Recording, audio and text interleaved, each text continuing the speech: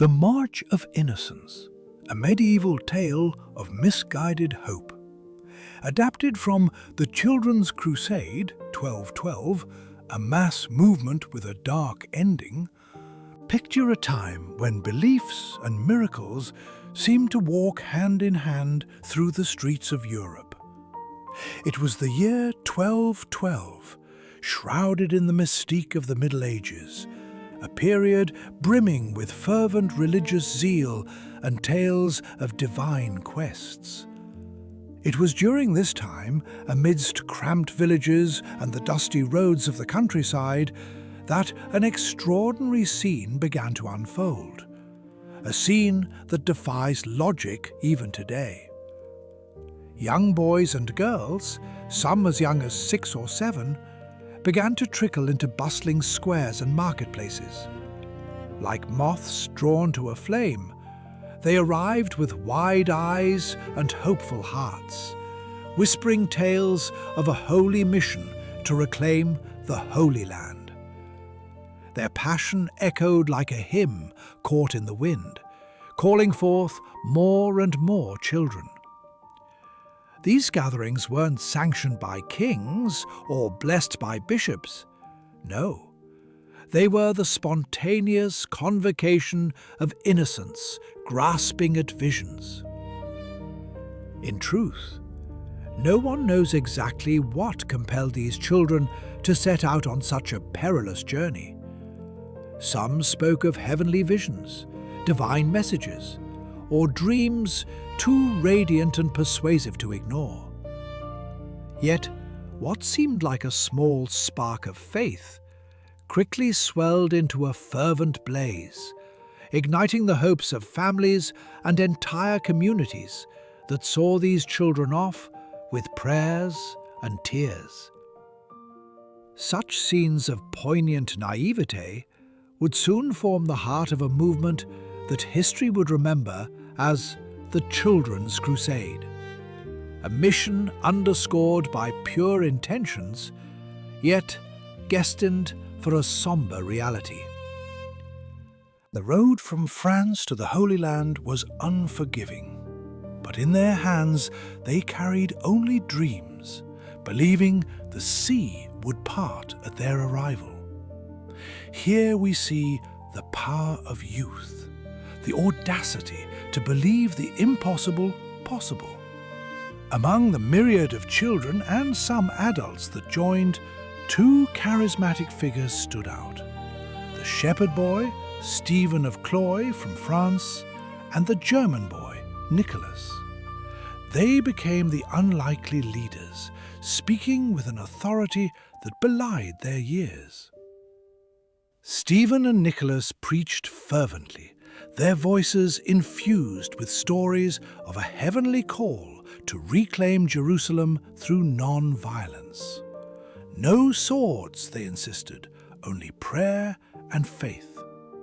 Their charismatic appeals resonated across the countryside like a Pied Piper's tune, gathering hundreds, thousands into their fold.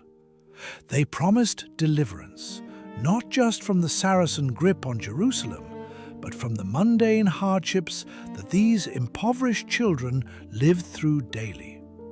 It was a promise too beautiful to pass up, a light at the end of a tunnel filled with feudal struggles and hunger.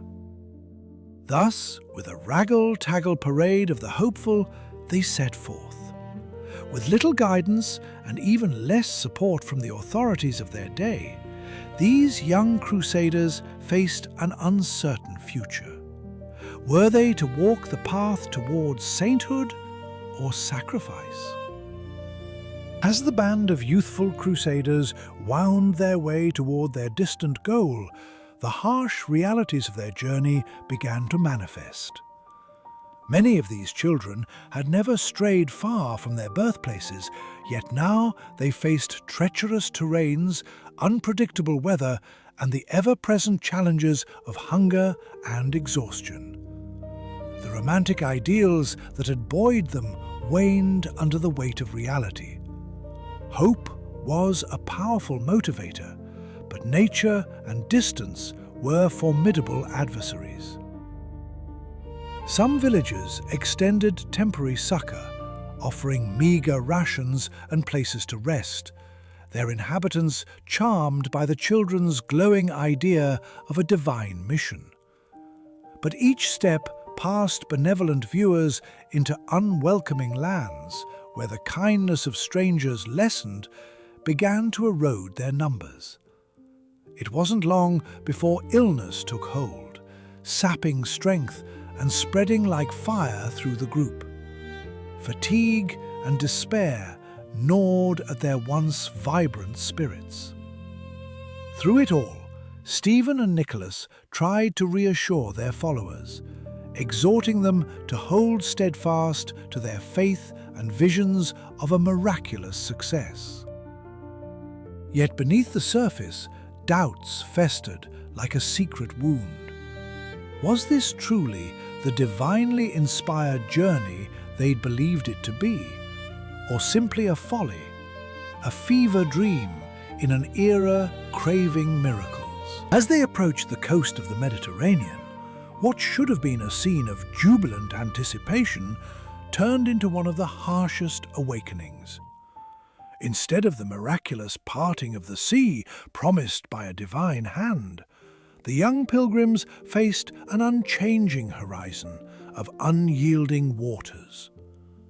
Miracles, it seemed, would not arrive on demand, especially not in the physical realm.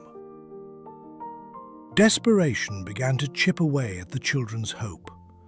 Fear and confusion swept among them like a whisper on the wind. Some saw their faith beginning to falter, their dreams dismantled by the harsh light of reality. Their leaders, Stephen and Nicholas, urged persistence, even as their assurances lost their luster. If God had led them this far, surely there was a reason.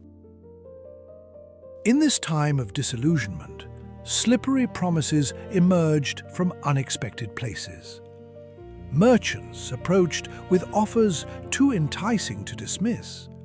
Safe passage to the Holy Land on waiting vessels.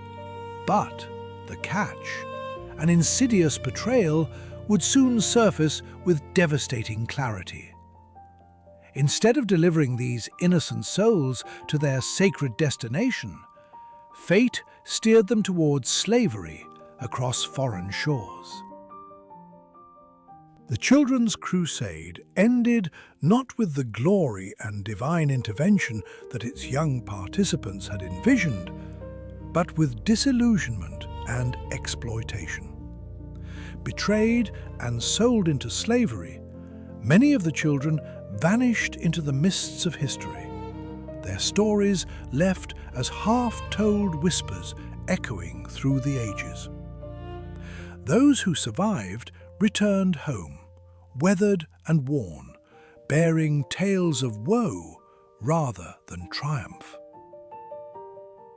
In the broader narrative of history, the Children's Crusade serves as a poignant and cautionary tale.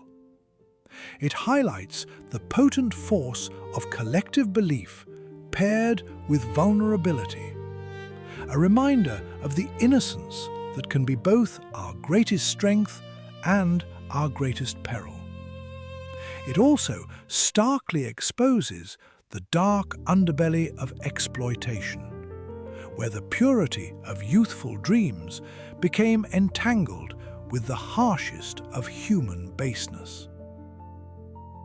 Was the Children's Crusade a fable, an embellished account, or simply an earnest yet tragic event, its details obscured by time? In any case, it leaves us with much to ponder about the cost of naivety and the complex dance between hope and harsh reality. It remains a testament to the spirit of youth, reminding us of their boundless capacity for belief and how easily that belief can be manipulated.